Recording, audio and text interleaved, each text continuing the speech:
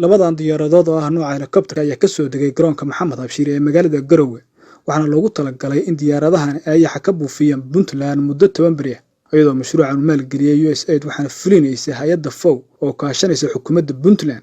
mas'uuliin ka tirsan Puntland oo garoonka ku sugnaa waxay sheegeen in xilligii loo baahnaa uu ku soo beegmay mashruucan lagu dagaalamay ayax Cabdishir Cali Geele wasiir dowladda wasaaradda deegaanka iyo beeraha Puntland ayaa tilmaamay in diyaaradahan ay tagi doonaan meel kasta oo lagu sheegay ayax wuxuuna ugu baaqay shacabka reer Puntland inay la shaqeeyaan waxa maanta soo gaaray diyaaradihii aan sugaynay oo aan ka sugaynay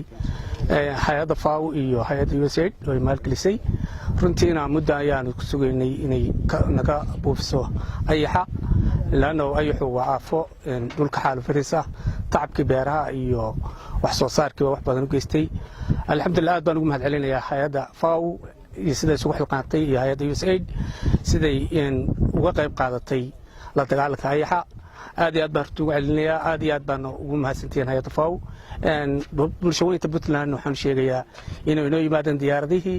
in ay tagi doonaan gobolada inta badan ee ka jiro ayaxu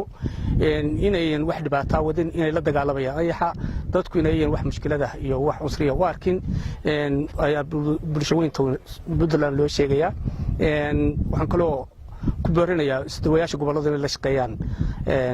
diyaaradaha iyo hadba meesha marayaan iyo ayaxu meesha joogay inay si dibliya iyo uga soo shaqeeyaan